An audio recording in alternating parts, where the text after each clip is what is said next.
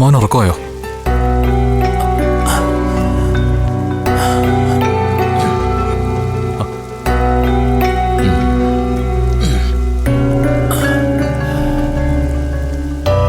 ഇല്ല മോനെ.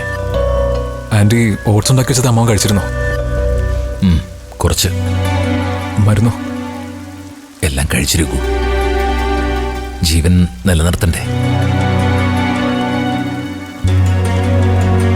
നീ പേടിക്കണ്ട രഘു, എനിക്ക് കുഴപ്പമൊന്നും വരില്ല.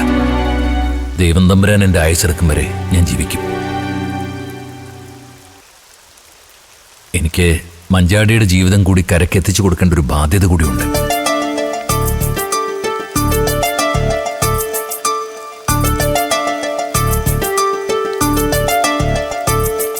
എന്റെ ഭാഗത്തുനിന്നുണ്ടായ എല്ലാ തെറ്റിനും അമ്പിളി കാണിച്ചു കൂട്ടിയതിനൊക്കെ ഞാൻ അമ്മാവനോട് മാപ്പ് ചോദിക്കുന്നു. എന്തിന്? എല്ലാറ്റിനും ഞാൻ നിന്നോടല്ലേ രഘു മാപ്പ് ചോദിക്കേണ്ടത്? അമ്പിളിയുടെ കലിയൊന്ന് അടങ്ങട്ടെ എന്ന് കരുതിയ ഞാൻ നിന്നെ അടിച്ചതും ഇറങ്ങിപ്പോവാൻ പറഞ്ഞതും ഒക്കെ. പക്ഷേ അതും അവളൊരു ആയുധമാക്കി എടുക്കുമെന്ന് ഞാൻ വിചാരിച്ചതേയില്ല. അമ്പിളിക്ക് നിന്നോടുള്ള ദേഷ്യമൊക്കെ മാറിയോ രഘു? അവളുടെ മനസ്സ് നന്നായിട്ട് തണുത്തിട്ടുണ്ട്.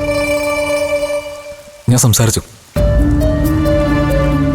അവൾക്കിപ്പോൾ ആരോടും ദേഷ്യമൊന്നുമില്ല. ജീവിക്കാൻ പുതിയ പദ്ധതികളും കണക്കൂട്ടലുകളൊക്കെയാ ഇപ്പോൾ അവളുടെ മനസ്സിൽ. ഇനിയെല്ലാം അവളുടെ ഇഷ്ടം പോലെ നടക്കട്ടെ രഘു. നിനക്ക് അവളെ അനുസരിച്ച് മുന്നോട്ട് പോകാൻ ബുദ്ധിമുട്ടായിരിക്കുമെന്ന് എനിക്കറിയാം. പക്ഷെ പലതും ഓർത്ത് നമ്മൾ വിട്ടുവീഴ്ച ചെയ്തേ പറ്റൂ.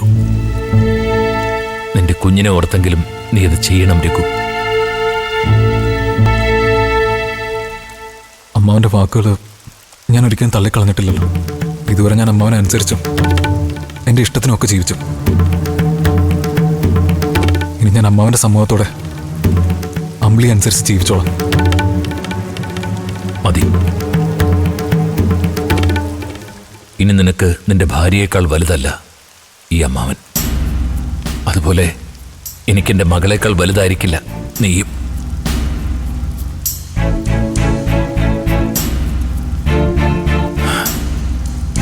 മക്കളുടെ മുമ്പിൽ എനിക്ക് ഇതുവരെ അഭിനയിക്കേണ്ടി വന്നിട്ടില്ല. പക്ഷേ ചില സാഹചര്യങ്ങളിൽ അത് വേണ്ടി വരുമെന്ന് ഇപ്പം മനസ്സിലായി. എന്നെ ഓർത്ത് നീ ഇനി വിഷമിക്കരുത്. അത് മതി എനിക്ക്. ഞാൻ എങ്ങനെയെങ്കിലും പിടിച്ചു നിൽക്കും. എന്നാ നീ പോയി കിടന്നു. അധികം നേരം ഇവിടെ ഇരിക്കണ്ട.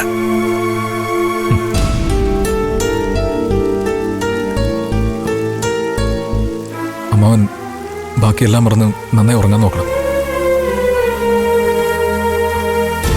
അതല്ലെങ്കിൽ മനസ്സിന്റെ ആദി അമ്മാവന്റെ ആരോഗ്യത്തെ ബാധിക്കും. നോക്കട്ടെ രഘു, നീ ചെല്ല്.